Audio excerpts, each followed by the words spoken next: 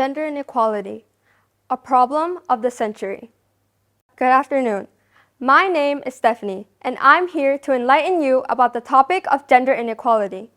But first, what is gender inequality? Gender inequality is the biased treatment of an individual because of their gender.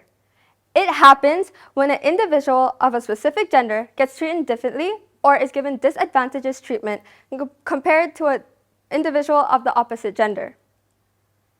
Gender inequality has been an ongoing problem for many of years. Generations of both men and women fought for their rights so that children today can live in an environment where they don't have to be pushed around.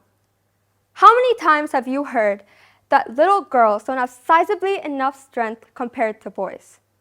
I know myself, I've thought like this for years, and it was only when I was 10 years old have I realized it is simply not true. How many times have you heard the saying, "Don't hit a girl"?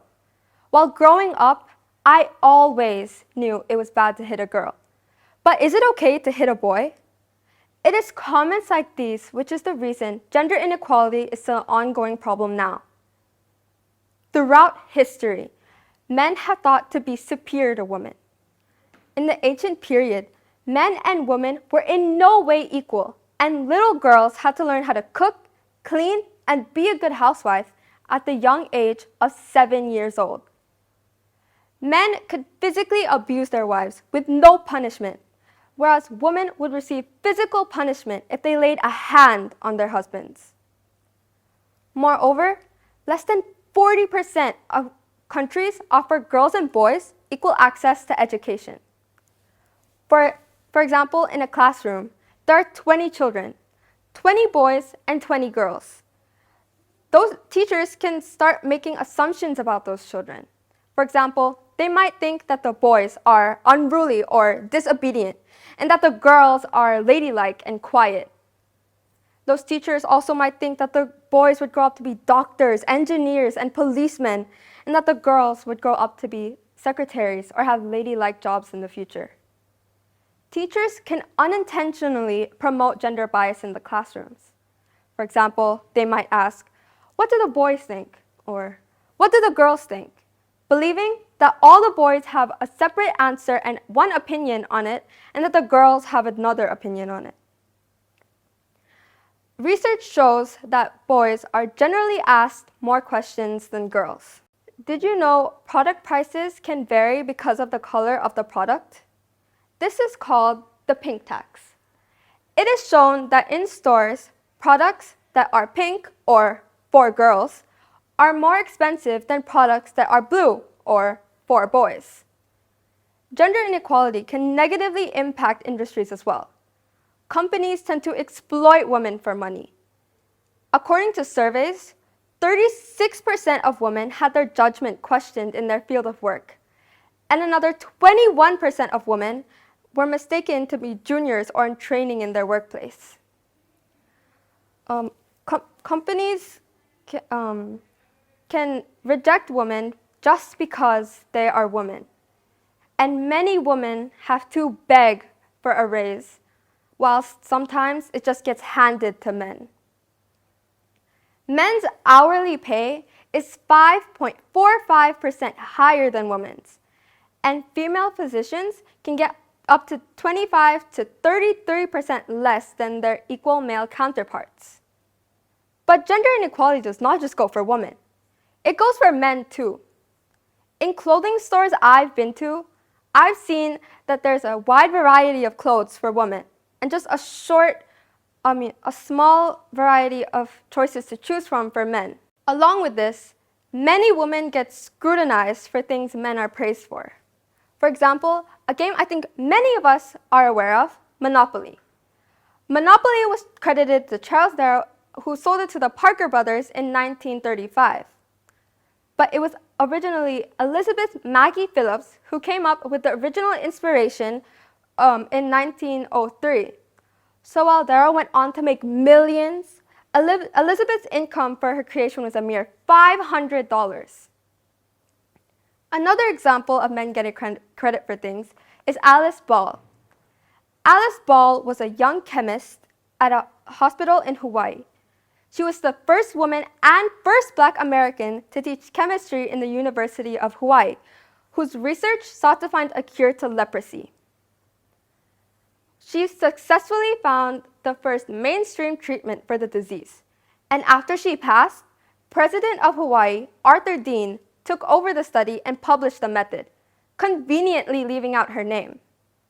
The list goes on and on for how many things women made but men took credit for. This is a major problem, as it is leaving women to think that they'd be more successful only if they were men. It may be hard to educate people on this, but small voices can make a big impact. Many big names contributed to this on Women's Day. For instance, Ford. On Women's Day, Ford posted a video calling a car the men's only Ford Explorer.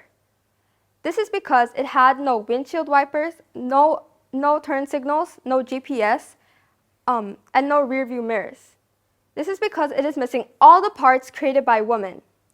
This truly shows how many things we use on a daily basis are made by women, but we wouldn't know this until we were fully educated on this.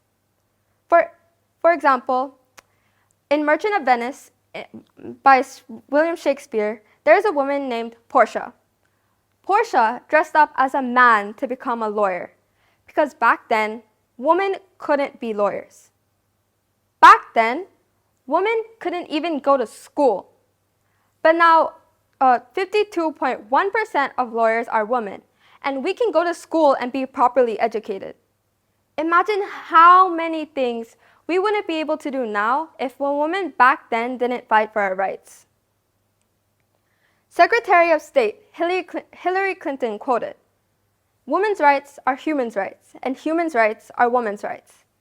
This quote simply means that Clinton is trying to tell us that women's rights are just the same as human's rights, and they shouldn't be differentiated because women are humans too. Emma Watson quoted, "I'm from Britain, and I think it is fair I am paid the same as my male counterparts."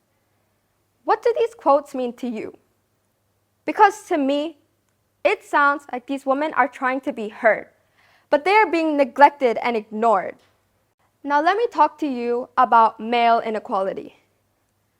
A lot of people see gender inequality as which side are you on? Are you on the woman's side or the men's side? Instead of being on the side of human flourishing. Not long ago, there was a big gender gap. But as our economy gets more advanced and we start focusing on women's problems, we start to neglect men's problems as well.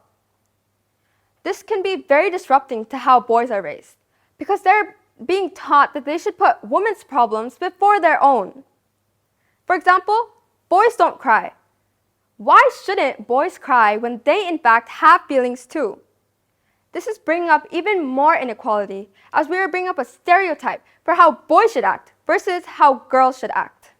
Whilst talking about gender inequality, many people are talking about how they want girls and women to be ahead of boys and men.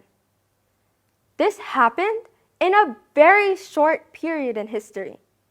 Are you aware that in 1972, there was a 13% gap in favor of men getting college degrees, but now there's a 15% gap in favor of women getting college degrees?